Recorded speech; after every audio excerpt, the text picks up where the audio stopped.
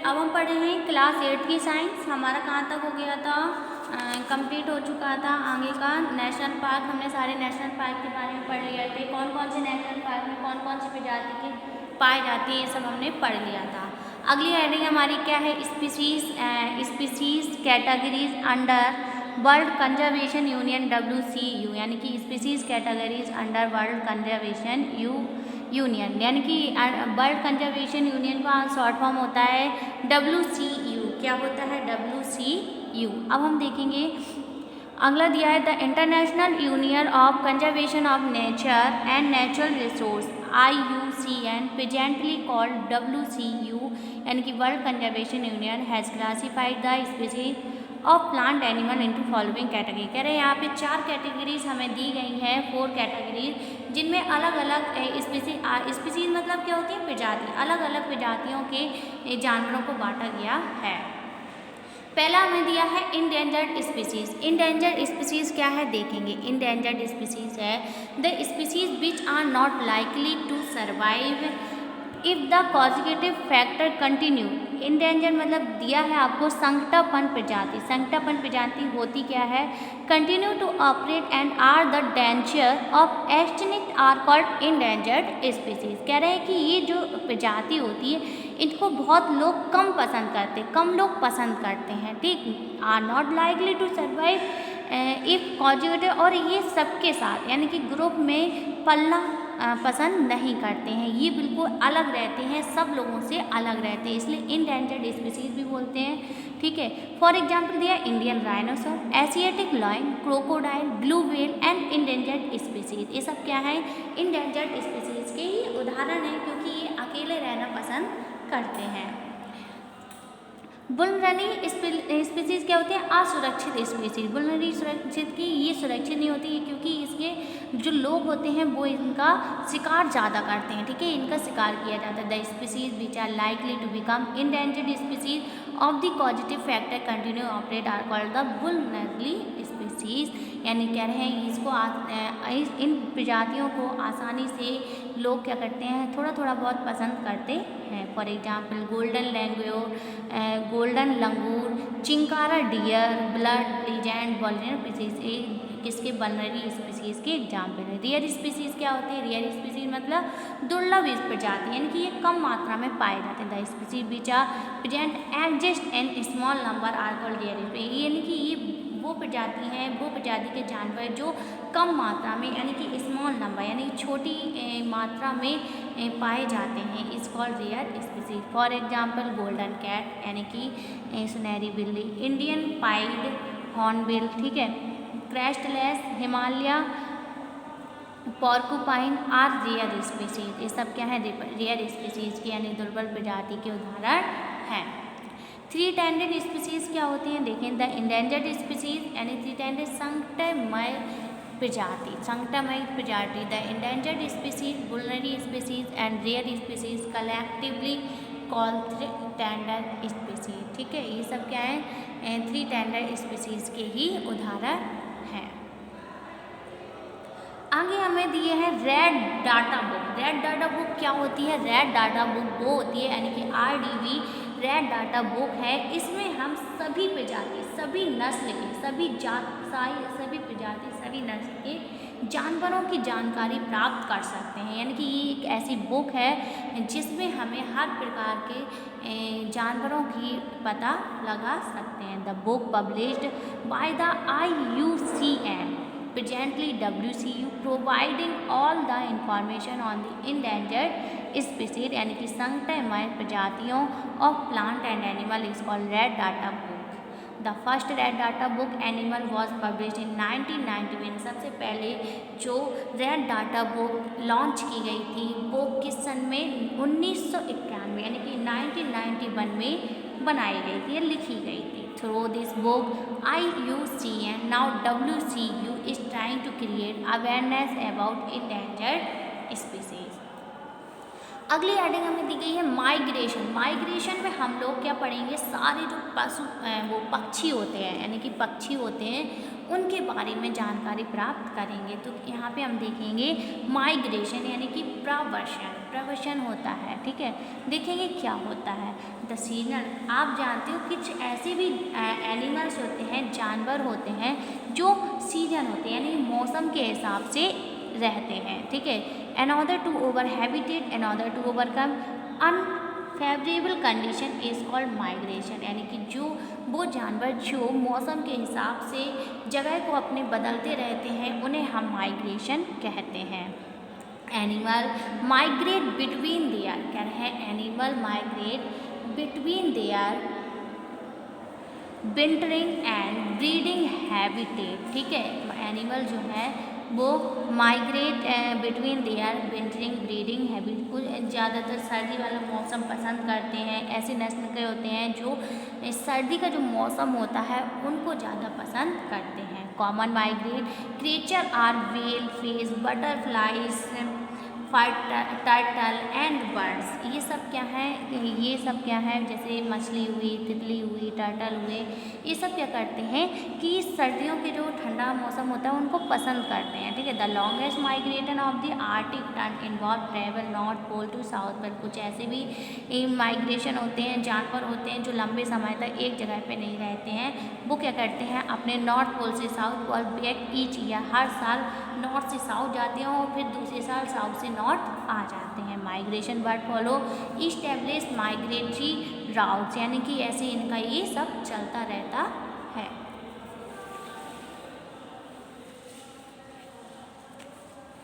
अगली हेडिंग हमें दी गई है वाई डू बर्ड माइग्रेट, यानी कि वाई डू बर्ड माइग्रेट। तो वाई डू बर्ड माइग्रेट क्या है देखेंगे।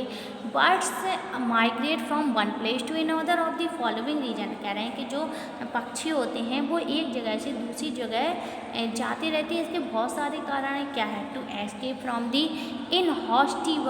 इनहॉस्पिटेबल क्लाइमेट, कह रहे हैं कि ये मौसम के द्वारा escape from the inhospitable climate, मौसम के द्वारा क्या होते रहते हैं, बदलते रहते हैं।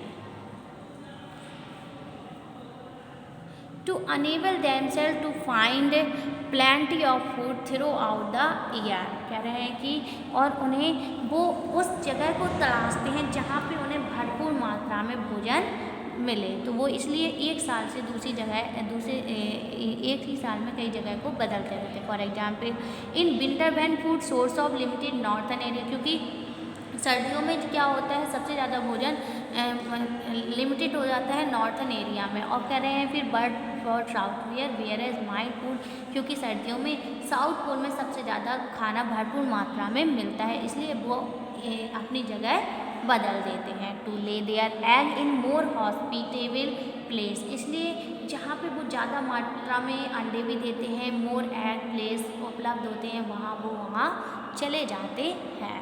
अगली हेडिंग हमें आ रही है recycle of paper. Recycle of paper क्या होता है देखेंगे। Recycle of paper,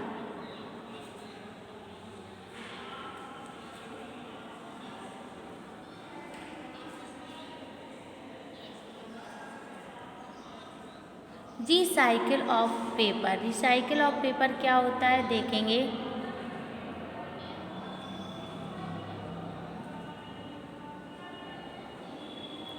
recycle of paper में कह रहे हैं कि what is the number one material, paper का रिसाइकिल बता रहे हैं कि पेपर कैसे बनता है और कैसे फिर से उसको दोबारा हम चेंज कर सकते हैं। तो number of material is should be waste stream, आपको पता है बहुत सारे ऐसे पदार्थ होते हैं जो हमारे वेस्ट होते हैं, नष्ट होते हैं। बिफोर यू से plastic look around your school classroom, आप कह रहे हैं कि आप चारों तरफ प्लास्टिक को देखते हैं, बुक को देखते हैं, इस क्लासरूम में देखते होंगे चारों तरफ। व्हाट डू यू सी, क्या देखते हैं, poster, notebook, cardboard boxes, text book, bulletin board decorated with construction paper, you get the picture, paper is everywhere, आप चारों तरफ पेपर को देखते हैं। Paper is the number one material that we throw away, कह रहे हैं पेपर एक ऐसा वन मटेरियल है, पदार्थ है जिनको हम क्या नहीं कर सकते हैं, फेंक नहीं सकते हैं।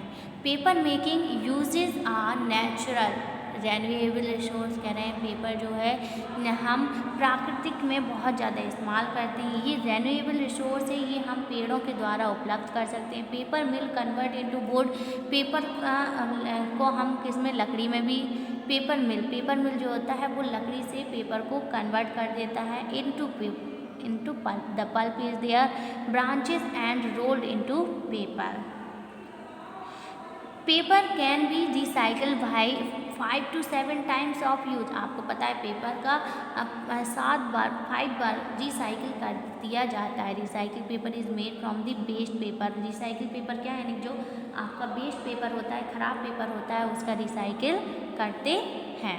Different kind of paper are recycle into different type of new product कह रहे हैं। अलग अलग तरीके के पेपर होते हैं और अलग अलग तरीके से हम उनका रिसाइकिल करते हैं। Not all varieties of paper can be recycle कह रहे हैं। सभी प्रकार के, ये भी नहीं है कि कोई भी तरीके का पेपर हो हम उसका रिसाइकिल कर दें, तो ये भी नहीं है। टिश्यू हुआ, जैसे नैपकिन हुआ, पेपर टॉवल हुआ, कैंडी पेपर हुआ, पेपर कप हुआ, and plates and glossy paper can not be recycle. ये इतने सारे पेपर दिए हैं जिनको हम दोबारा रिसाइकिल नहीं कर सकते हैं। During the last decade the demand of recycle paper is increase appreciate कह रहे हैं। आज ड्यूरिंग द लास्ट डे यानी कि पेपर की इतनी ज़्यादा खपत होने लगी है कि पेपरों की जो मांग है इंक्रीज है, डिमांड है, यानी कि मांग है वो क्या होती जा रही है, बढ़ती जा रही है। अगली हेडिंग हमें दी गई है डिफॉरेस्टेशन। डिफॉरेस्टेशन क्या होता है, वनीकरण। डिफॉरेस्टेशन मतलब वनीकरण। देखेंगे the development of forest by planting more trees in place of the tree destroyed is called deforestation. ठीक है, तो develop of forest by planting more trees is place of the tree destroy is called deforestation. का मतलब होता है कि ज़्यादा मात्रा में वनों की कटाई करना और वनों का नष्ट होना, यानी कि आपको पता है वनों का नष्ट होना डिफॉरेस्टेशन है। डिफॉरेस्टेशन में के टेक फ्री नेचुरली डिफॉरेस्टेशन कैसे होता है, ये प्राकृतिक से होता है। वाइल्ड रिप्लेसिंग डिस्ट्रॉय ट्री कह रहे हैं कि हम कि पेड़ों को क्या कर देते हैं, नष्ट कर देते हैं एक जगह से दूसरी जगह बदलने में। Tree of same species should be planted, और इसमें हम कई प्रजातियों की एक से पेड़ पौधे लगाते हैं। ये था हमारा पूरा lesson conservation of plant and animal, यानी कि कैसे हम प्रतिरोपण यानी कि पादपों पौधों को और जानवरों को कैसे बचा सकें। अब हमें यहाँ पे कुछ ओरल क्वेश्चन भी दिए गए हैं, देखेंगे क्या दिए गए हैं। पहले दिया है name two 3 tended species of animal. 3 tended species में हमने पढ़ा था संगठन एनिमल, उनके 2 नाम बताना है। ठीक है, who publish the red Data book कह रहे हैं कि जो रेड डाटा बुक है उसको किसने बनाया था, तो आपको उसमें राइटर का नेम बताना है। What are the bird which fly from one habitat to another कह रहे हैं उसको हम क्या बोलते हैं, जब एक जगह से पक्षी दूसरी जगह जाता है। आपको पता है हमने माइग्रेशन पढ़ा था। ठीक है, what is the vast network interconnected and inter related ecosystem called. ये भी एक वास्ट नेटवर्क जो होता है वो कह रहे हैं इंटरकनेक्टेड, इसको हम क्या कहते हैं। और which variety paper can not be recycle कह रहे हैं कि कौन सी तरीके के जो पेपर हैं उनको हम बार बार दोबारा रिसाइकिल नहीं कर सकते हैं। तो हमने अभी पढ़ा है टिश्यू पेपर, नैपकिन, ये सब क्या होती है, इन पेपरों को हम रिसाइकिल नहीं कर सकते हैं। अब हमें एक्सरसाइज दी गई है लेसन 7 की, देखेंगे एक्सरसाइज क्या है। सबसे पहले हमें दिए गए हैं ऑड वन। ऑड वन में देखेंगे क्या है, ग्रेट निकोबार, मधुबनी, पंचमढ़ी, कंचनजंगा। तो इसमें से जो डिफरेंट है वो है मधुमनी। ठीक है, साल्टीक, जामुन, चीतल, अर्जुन। तो इसमें chital. Indian rhinoceros, crocodile, golden cat, blue whale. तो गोल्डन कैट डिफरेंट है। Ear plant, mineral, sunrise, rainfall, इसमें प्लांट डिफरेंट है।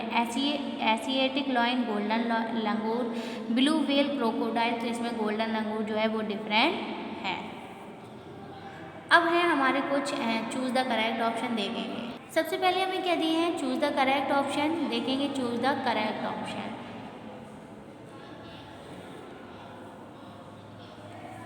क्या दिया है, the species which have been lost for ever are called. The species which lost for ever are called rare species, endangered species, extinct species या 3 tended species. तो इसमें है extinct species.